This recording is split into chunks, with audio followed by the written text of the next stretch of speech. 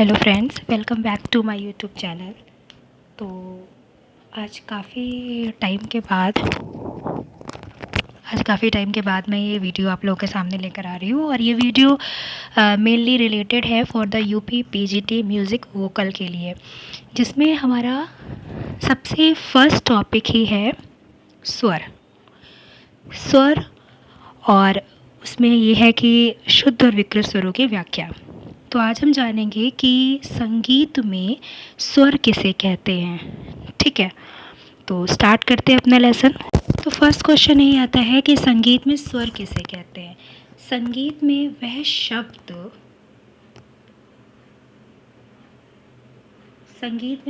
जिसका कोई निश्चित रूप हो और जिसकी कोमलता या तीव्रता या फिर हम बोल सकें उसका उतार चढ़ाव आदि को सुनते ही सहज अनुमान हो सके, उसे स्वर कहते हैं। सिंपल लैंग्वेज में बोले हम तो स्वर क्या है? मधुर ध्वनि, यानी कि जो कुछ कानों को अच्छा लगता है वही तो स्वर होगा। म्यूज़िक में हम क्या यूज़ करते हैं? जो भी हमारे कानों को अच्छा लगे, तो मधुर होती है जो भी ध्वनि और हमारे कानों को अच्छी लगे उसे हम स्वर कहते हैं। अब आपको पता ही है कि भारतीय संगीत में स्वरों की संख्या कितनी है? स्वरों की संख्या 7 है। सिंपल लैंग्वेज में हम जैसे जानते हैं उनको क्या है, वो सा रे गा मा पा धा नी। और अगर हम इनको डिटेल में देखें तो सा यानी षडज, ऋषभ, गंधार, मध्यम, पंचम, धैवत और निषाद, ये सारे होते हैं मुख्य 7 स्वर। तो सबसे पहले आपको डेफिनेशन पता होनी चाहिए स्वर की, है ना, कि जो हम ये पढ़ रहे हैं ना स्वर, ये स्वर है क्या।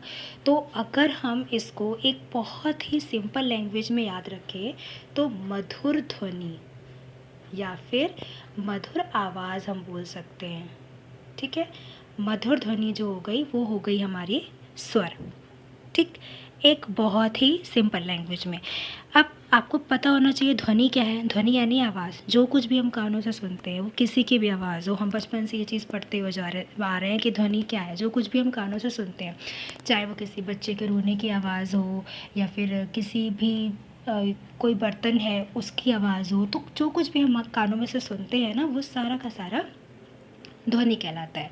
ठीक है, अब ध्वनि के बाद एक वर्ड आपने सुना होगा, नाद। इसके लिए एक अलग से क्लास में लाऊंगी, बट अभी आप थोड़ा सा शॉर्ट में समझ लीजिए कि ध्वनि यानी जो कुछ भी हमने कानों से सुना वो तो ध्वनि हो गया। नाद क्या हो गया कि जो भी हम म्यूज़िक में यूज़ कर रहे हैं ना, संगीत में प्रयोग कर रहे हैं, वो नाद हो गया। अब नाद के बाद एक वर्ड आता है, वो है श्रुति। ठीक है, श्रुति।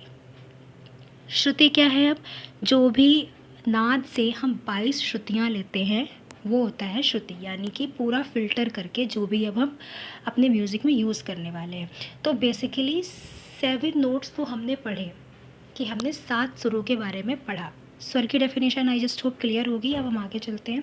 तो सा रे गा मा पा धा नी, और अगर हम इनको डिस्क्रिप्टिव में देखें तो एक बार फिर से देख लीजिए, षडज, ऋषभ, गंधार, मध्यम, पंचम, धैवत और निषाद।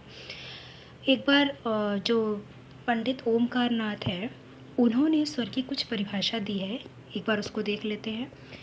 पंडित ओमकार नाथ ने स्वर की परिभाषा दी है कि वह नाद जो किसी प्रकार के आघात से उत्पन्न हो। आघात यानी कोई भी जो चोट करते हैं, हम किसी भी चीज़ से मारते हैं, किसी भी आघात से उत्पन्न हो, जो रंजक हो, जो कान को मधुर लगती हो, सुख देने वाला हो, और जो निश्चित श्रुति स्थान पर रहते हुए भी अपनी जगह से ऊपर या नीचे हटने पर विकृत होता हो, और आत्मा की सुख दुख आदि संवेदनाओं को अभिव्यक्त करने में सहायक हो, उसे स्वर कहते हैं।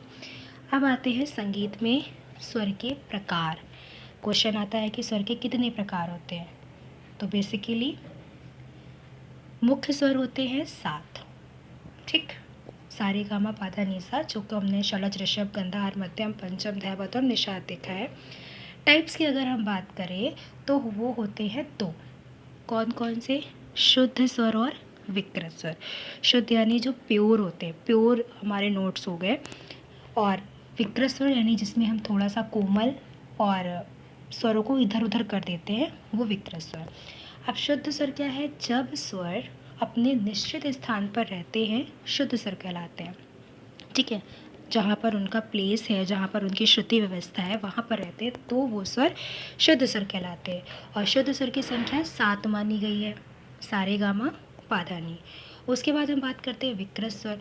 तो विकृत स्वर क्या होते हैं कि 5 स्वर ऐसे होते हैं जो शुद्ध तो होते ही हैं, साथ ही साथ विकृत भी होते हैं।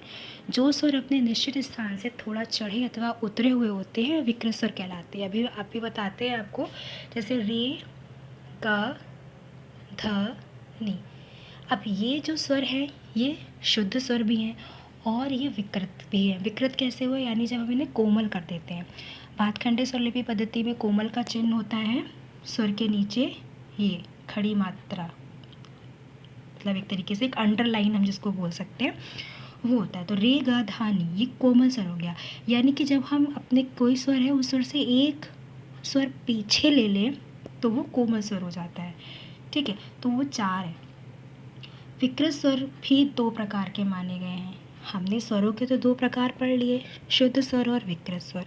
अब जो विकृत स्वर हमने आपको यहाँ बताए हैं वो भी 2 तरीके के होते हैं, कोमल विकृत और तीव्र विकृत। यानी कि जब कोई स्वर अपने निश्चित स्थान से नीचा होता है तो उसे कोमल विकृत कहते हैं, यानी वो सॉफ्ट हो जाता है।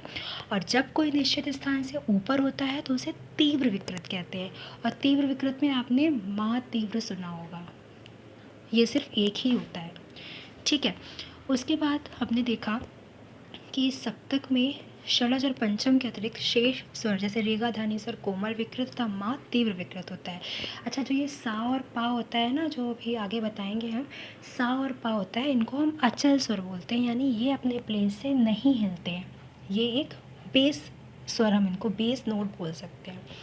ठीक है, एक सप्तक में 7 शुद्ध, ठीक है, एक सप्तक में 7 शुद्ध, 4 कोमल, 1 तीव्र, कुल मिलाकर 12 स्वर होते हैं, जो हमारा एक ऑक्टेव बनता है। सप्तक को इंग्लिश में हम ऑक्टेव बोलते हैं ना, तो जो एक सप्तक बनता है पूरा वो 12 नोट्स का होता है। उसमें 7 शुद्ध स्वर हो गए, ठीक है, 7 शुद्ध हो गए जो हमने पढ़ा था, सा रे गा मा पा धा नी। ठीक है, 4 कोमल स्वर हो गए, कौन कौन से, जो हमने पढ़ा था रे गा धा नी। ठीक है, 1 तीव्र स्वर हो गया, कौन सा, जो हमने मा तीव्र पढ़ा था। तो हम इन सबको जब काउंट करते हैं तो टोटल हो जाते हैं 12। आप नीचे देख सकते हैं यहाँ पर, जैसे ये दिया हुआ है, ये सा रे ग मा पा धा नी सा। अब ये देखिए, ये कोमल रे हो जाएगा, ये वाला, ये कोमल गा हो जाएगा, ये यहाँ पर आपका तीव्र मा हो जाएगा। ठीक है, कोमल धा, कोमल नी, इस तरीके से ये हो जाता है। अब स्वरों को इसके अलावा भी हम डिवाइड कर सकते हैं चल स्वर और अचल स्वर में। मैंने बताया था ना कि इसके अलावा कैसे डिवाइड कर सकते हैं हम चल स्वर और अचल स्वर में। कैसे, चल स्वर क्या होता है कि वे स्वर जो शुद्ध होने के साथ साथ विकृत, कोमल अथवा तीव्र भी होते हैं, उन्हें चल स्वर कहते हैं। जैसे जो रेगा धानी है ना, क्योंकि वो अपने जो उनको एक प्लेस दिया गया था या जो उनका प्लेस है उससे वो इधर उधर हट रहे हैं, मतलब या तो पीछे आ रहे हैं या आगे जा रहे हैं, तो कोमल हो रहा है, विकृत हो रहा है, तो यानी वो चल रहा है, तो इसलिए वो हो गया चल स्वर, अपनी जगह से हट जाना। अचल स्वर यानी वो वहाँ से नहीं हिलते, कुछ भी हो जाए, तो वो हो गया अचल स्वर। और अचल स्वर कितने हैं, वो होते हैं सा और पा, यानी षडज और पंचम। तो ये तो रही स्वर से रिलेटेड एक थ्योरी क्लास, शॉर्ट थ्योरी आप समझ सकते हैं। अब इन्हीं से आपको क्वेश्चंस मिलेंगे देखने के लिए।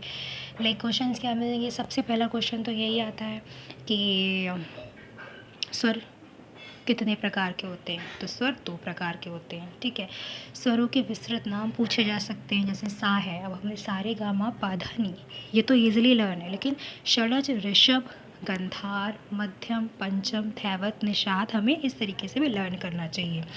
ठीक है, अब स्वर की परिभाषा आपको पता होना चाहिए। अगर शॉर्ट में देखें, मधुर ध्वनि या फिर जो हम संगीत में 7 स्वरों का 12 स्वरों का यूज़ करते हैं वो होते हैं हमारे स्वर।